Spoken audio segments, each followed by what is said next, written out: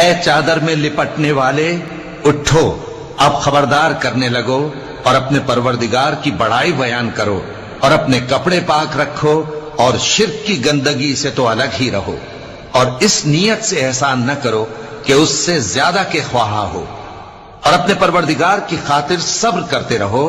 پھر جب سور پھونکا جائے گا تو وہ دن مشکل کا دن ہوگا، یعنی کافروں پر آسان نہ ہوگا۔ مجھے اس شخص سے سمجھ لینے دو جس کو میں نے اکیلا پیدا کیا اور میں نے اس کو بہت سا مال دیا اور ہر وقت حاضر رہنے والے بیٹے دیے اور اس کو ہر طرح کے سامان میں وسعت دی، پھر بھی لالچ رکھتا ہے کہ میں اسے اور زیادہ دوں۔ ایسا ہرگز نہیں ہوگا، یہ ہماری آیتوں کا بڑا مخالف رہا ہے۔ میں اسے ایک بڑی چڑھائی چڑھاؤں گا۔ اس نے غور و فکر کیا اور ایک بات ٹھہرا لی، یہ مارا جائے، اس نے کیسی تجویز کی، پھر یہ مارا جائے، اس نے یہ کیسی تجویز کی، پھر اس نے نگاہ کی، پھر تیوری چڑھائی اور منہ بگاڑا، پھر پیٹ پھیر کر چلا اور تکبر کیا، پھر کہنے لگا یہ تو جادو ہے جو پہلے لوگوں سے برابر ہوتا آیا ہے، پھر بولا یہ اللہ کا کلام نہیں بلکہ بشر کا کلام ہے، میں ان قریب اس کو سقر میں داخل کروں گا، اور تم کیا سمجھے کہ سقر کیا ہے؟ وہ ایسی آگ ہے کہ نہ باقی رکھے گی اور نہ چھوڑے گی، اور بدن کو جھلس کر سیاہ کر دے گی۔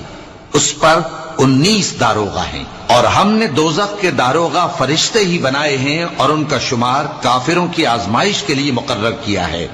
اس لیے کہ اہل کتاب یقین کریں اور مومنوں کا ایمان اور زیادہ ہو، اور اہل کتاب اور مومن شک نہ لائیں، اور اس لیے کہ جن لوگوں کے دلوں میں نفاق کا روگ ہے اور جو کافر ہیں کہیں کہ اس مثال کے بیان کرنے سے اللہ کا مقصود کیا ہے۔ اسی طرح اللہ جس کو چاہتا ہے گمراہ رہنے دیتا ہے اور جس کو چاہتا ہے ہدایت دیتا ہے، اور تمہارے پروردگار کے لشکروں کو اس کے سوا کوئی نہیں جانتا، اور یہ قرآن تو بنی آدم کے لیے نصیحت ہے۔ ہاں ہاں، قسم ہے چاند کی اور رات کی جب رخصت ہونے لگے، اور صبح کی جب روشن ہو جائے، کہ وہ آگ ایک بہت بڑی آفت ہے، انسان کے لیے ڈر کی چیز، یعنی اس شخص کے لیے جو تم میں سے آگے بڑھنا چاہے یا پیچھے رہنا چاہے۔ ہر شخص اپنے کرتوتوں کے باعث گرفتار ہوگا، مگر داہنی طرف والے نیک لوگ جنتوں میں ہوں گے اور پوچھتے ہوں گے، یعنی آگ میں جلنے والے گناہگاروں سے، کہ تم دوزخ میں کیوں پڑے؟ وہ جواب دیں گے کہ ہم نمازیوں میں شامل نہ ہوئے، اور نہ ہم فقیروں کو کھانا کھلاتے تھے، اور ہم بحث کرنے والوں کے ساتھ مل کر بحث کرتے تھے، اور روز جزا کو جھٹلاتے تھے، یہاں تک کہ ہمیں موت آ گئی۔ تو سفارش کرنے والوں کی سفارش ان کے حق میں کچھ فائدہ نہ دے گی۔ ان کو کیا ہوا ہے کہ نصیحت سے روگرداں ہو رہے ہیں، گویا گدھے ہیں کہ بدک جاتے ہیں جو شیر سے ڈر کر بھاگ جاتے ہیں۔ اصل یہ ہے کہ ان میں سے ہر شخص یہ چاہتا ہے کہ اس کے پاس کھلی ہوئی کتاب آئے، ایسا ہرگز نہیں ہوگا۔ حقیقت یہ ہے کہ ان کو آخرت کا خوف ہی نہیں۔ کچھ شک نہیں کہ یہ قرآن نصیحت ہے،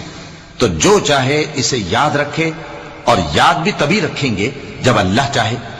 وہی اس لائق ہے کہ اس سے ڈرا جائے، اور وہی معاف کرنے والا ہے۔ اس ویڈیو کو شیئر ضرور کیجئے، ہو سکتا ہے آپ کے ایک شیئر سے یہ بات کسی کے دل میں اتر جائے۔ جزاک اللہ۔